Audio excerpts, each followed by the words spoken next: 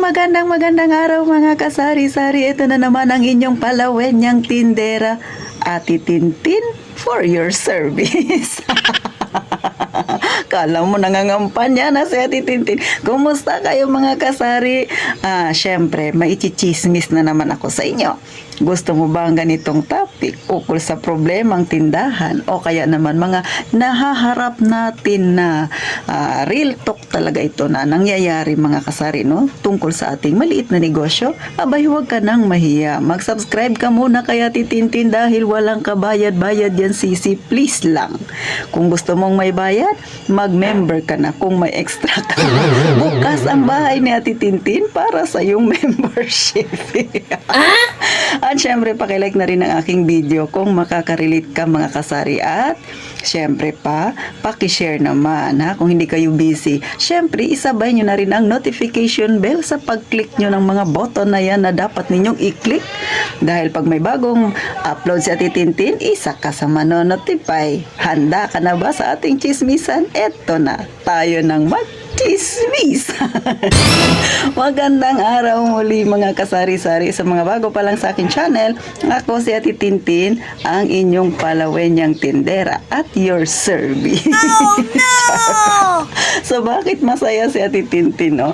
Alam niyo mga kasari, kahapon galing ako namili, no? At isa sa mga pinapamili ko ay yung mga tipong mumurahing mga item na ating ibinebenta. Isa ka ba sa mga may tindahang ganito na mahilig rin bumili ng sinasabi nilang mga China made raw item? Mga mumurahin, mga peke sa madaling salita. Mag-real talk tayo mga kasari, no? Sa totoo lang, marami nagsasabi na dapat hindi tangkilikin. Kaso nga, syempre, nandyan naman sa pamilihan. Paano hindi mo tatangkilikin, di ba? Namimili ka na lang, di nakikita mo yan na nandyan lang, nakabalandra lang, mura naman. Bakit hindi? Hinahanap ni customer. Tayo naman, sumusunod lang tayo sa gusto ng customer natin.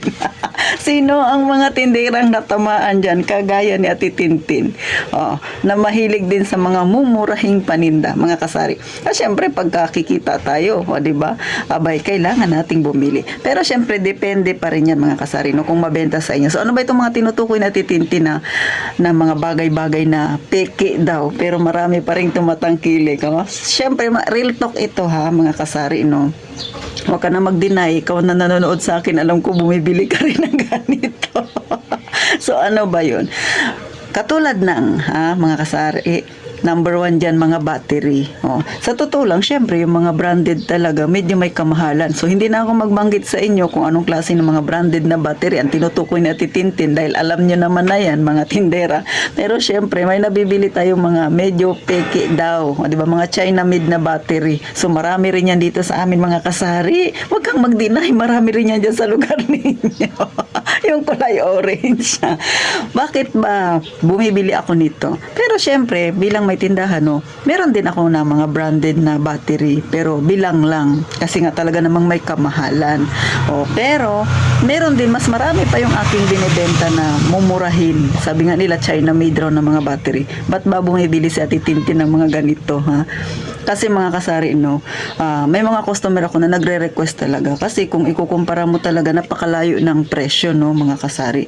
At syempre, yung pinakamura sa branded, kung ikukumpara mo doon sa sinasabi nila na China made, halos magkaparehas lang sila ng presyo, ay parehas lang din sila ng itinatagal. Kaya minsan si customer, mas pipiliin niya yung sinasabi nila na hindi branded, o sabihin na natin na China made o peke o ano pa man ang tinatawag nila dyan, mga kasari, kaysa bumili sila ng branded. Kasi nga minsan mas mahal naman talaga ang branded kasi di ba talaga namang tumatagal. Aminin natin, totoo yun. Pero kagaya sa atin na nasa masang pamumuhay, mas marami pa rin ang tumatangkilik sa medyo mas mababa, mas mura na paninda na yung kung ikukumpara mo sa iba na mamahaling mga item ay halos magkaparehas lang sila ng quality. Di ba mga kasari?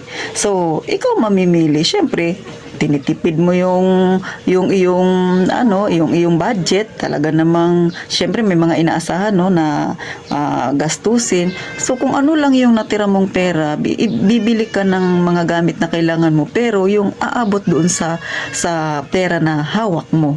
Kaya mga kasari, hindi talaga maiwasan. Kaya wag nyo nang sisihin si Ate Tintin. Talagang bumibili rin ako ng mga ganyan. Tumatangkilik rin si Ate Tintin.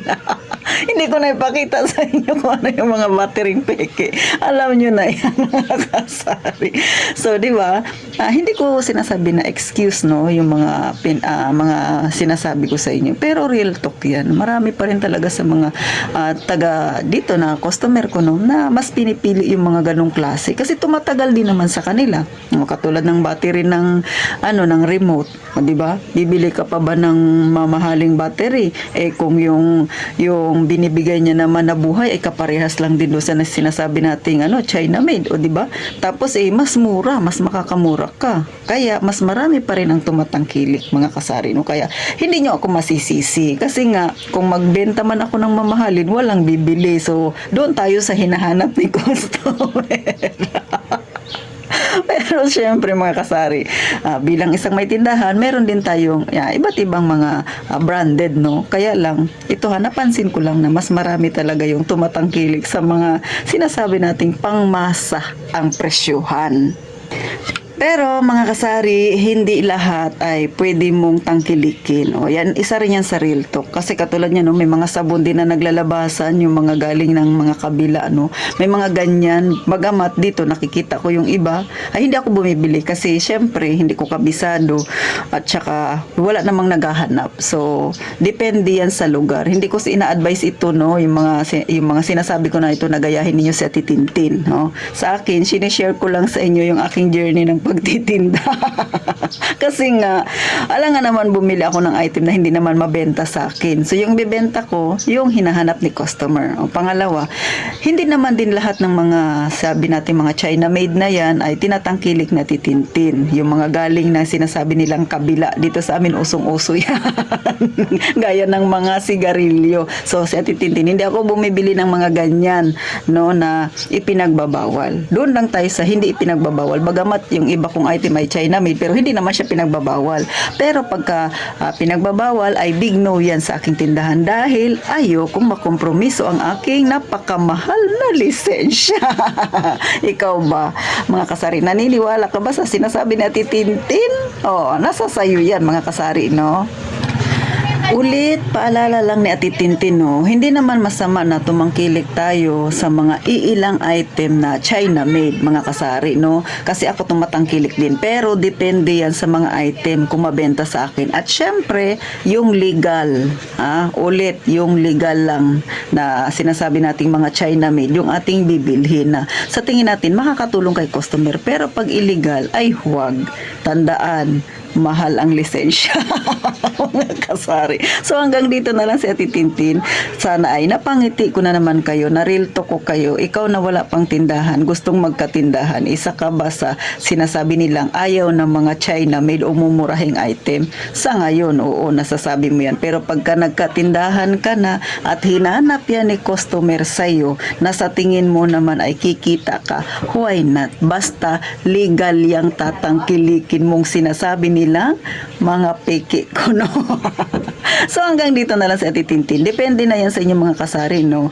Ako naman, pili lang din yung mga item kasi madalas lang yung mabenta sa akin gaya ng mga battery na yan, yung mga simpleng mga abubot lang. Pero the rest na hindi na kumbaga medyo illegal na talaga siya, ay hindi tumatangkilik sa Ate Tintin dahil doon lang tayo sa tama, mga kasari. So paano? Hanggang dito na lang si Ate Tintin. Syempre pa, gaya nga ng palagi kong sinasabi, huwag mong kalimutang mag-subscribe sa akin at mag-iingat tayong palagi, mga kasari.